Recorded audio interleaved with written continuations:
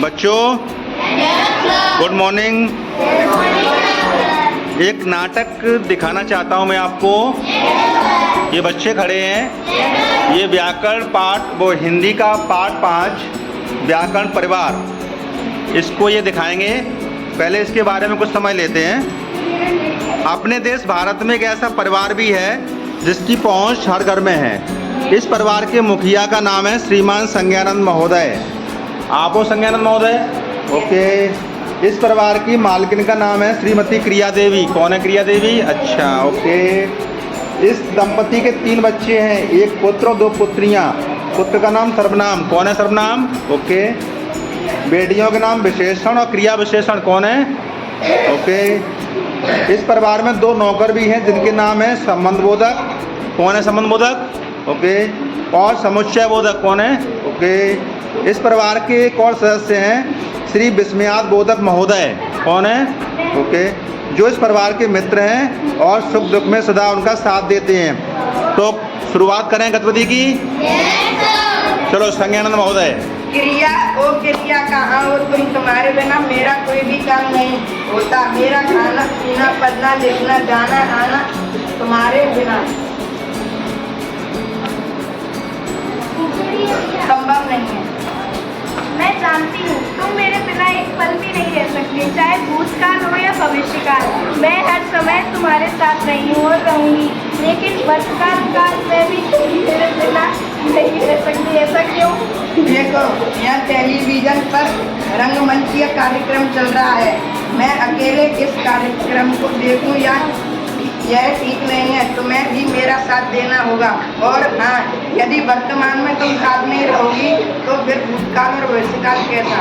Television पर कार्यक्रम क्यों देख रहे हैं? आप जानते नहीं टेलीविजन जिस भाषा का प्रयोग कर रहा है उससे हम अपनी परंपराओं को भूलते जा रहे हैं। अपनी भाषा को बिगाड़ कर विदेशी भाषा के शब्दों की मिलावट से हम अपनी संस्कृति पर गहरा आघात कर रहे हैं।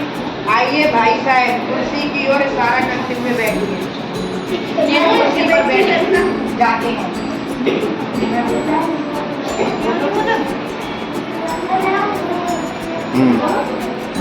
अरे नाल बच गए। संज्ञानंद जी, आपके हाथ में यह कौन सी प्रतीक्षा है? आखिर इसमें ऐसा क्या लिखा है जिसे पढ़कर आप लोग हंस रहे हैं? 8 बच्चे नहीं दिखाई दे रहे, कहाँ है भाई सब लोग? ये सन्नाटा क्यों पसरा हुआ है? नमस्ते बेटा सर्वनाम, कहाँ थे तुम? क्या कर रहे थे अभी तक? बताओ तो। मैं परिवार के सबसे बड़ा हूँ ना, घर का सारा काम मुझे ही करना पड़ता है, तो वही कर रहा था।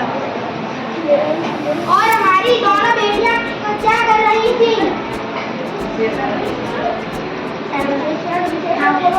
मैं सर्वनाम की बहन हूँ। मेरे पिताजी और बड़े भाई सर्वनाम दोनों ही मुझे बहुत चाहते हैं। दोनों की क्या तारीफ करूँ? मैं इतने गुण और योग्यता है कि उनके बताते मेरे पास शब्द कम पड़ जाते हैं। और बेटी क्रिया विशेषण, तुम क्या कर रही थी? मैं अपनी माँ को बहुत चाहती हूँ। मैं तो अपनी माँ की इतनी प्रशंसा करती हूँ कि भैया और पिताजी को भी भूल जाती हूँ। बस उन्हीं के काम में हाथ बटा रही थी। तो माँ के सामने पिताजी और भाई को भी भूल जाती हो, ऐसा क्यों बेटी? ये लोग मुझे नहीं चाहते, इसलिए इनकी प्रशंसा क्यों करूं? तारीफ तो क्रिया की होनी चाहिए। काम किसी तरह किया जाए, क्या किया जाए, किस समय किया जाए, यह बात की मैं माँ को समझाती रहती हूँ। और सुनो, माँ के सभी कर्म थोड़े ही होते हैं।